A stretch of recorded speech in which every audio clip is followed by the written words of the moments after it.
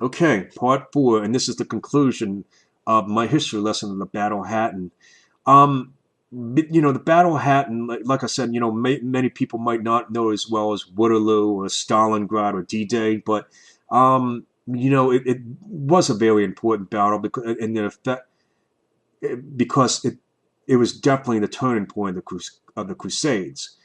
Before the Battle of Hattin, the Crusader armies, enjoyed a lot of success and conquered a lot of land. Of course, took Jerusalem and had the kingdom of Jerusalem for a while, which was good news for them.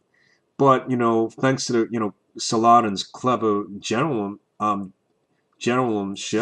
and like his clever tactics and his knowledge of the land and also thanks to, I hate to say this word, but the stupidity of the Crusader armies for what they did at the Battle of Hattin.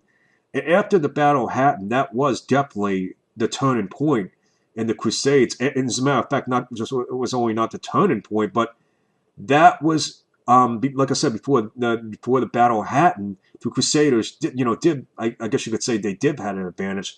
They were winning. They were doing well. I mean, sort of. But they had some defeats here and there, but they were progressing. After the Battle of Hattin, that really it was never the same for them. And eventually, the third and the fourth and the fifth and sixth, I think there were seven, eight, nine crusades after that, but they were all disastrous. The first and second crusades were successful, but every other crusade was disastrous because just the Battle of Hattin just simply turned everything around. And so that's why it's a very important battle in history. It was definitely the turning point in the Crusades, and it also that was the end of the advantage for the Christian forces in the Holy Land. That was the end of the advantage for the Christian forces. I mean, they would make some progression here and there. Richard the Lionhearted would make some progress against Saladin, but not on a scale before.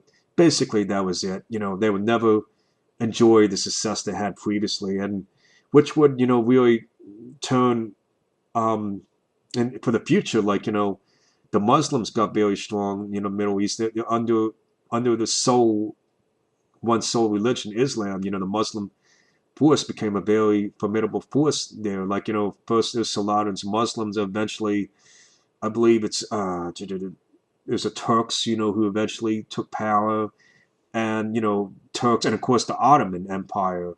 And fast forward to 1500, the Ottoman Empire is a very formidable force. I mean, the Ottoman Empire at one point was they actually and eventually defeated Constantinople. Constantinople, which was the western, I'm sorry, the eastern part of the old Roman Empire. Constantinople was the capital of the East Roman Empire when it was divided, and many armies had failed to take the formidable Constantinople. But that was so that when that city was taken, Constantinople was taken by the Ottomans. That was quite a major task, and for a while, a lot of European nations, of southeastern European nations, were fearing that the Ottomans could perhaps eventually conquer all of Europe, which didn't happen. Eventually, they were stopped, but they were, making some progress, like given Transylvania, Romania, one for the money Hungary. As a matter of fact, if you watch the popular Dracula story of Gary Oldman, like he was in war with the Ottomans because back during the day, Transylvania and Romania, they were at odds with the Ottomans. But anyway, I'm just rambling on. So that's, I guess I can't really say anything more about this on the Battle of Hattin and how important it was. If anybody has any questions, you can send me and leave me any comments. I'll be glad to get back to you and explain as much as I know. It's been a pleasure. It's been an absolute pleasure doing this video. I love history. I just wish I had better technology. I wish I could show you like battle maps. I wish I could show you rather than just talking the words. I wish I could show you the battle maps, and the troop movements as I spoke. Like here are Saladin's forces, here are King Sky's forces. But I hope I did a good job, and I hope you enjoyed it. I know I enjoyed it. And that concludes my history lesson. And, well, Genghis Maul has spoken.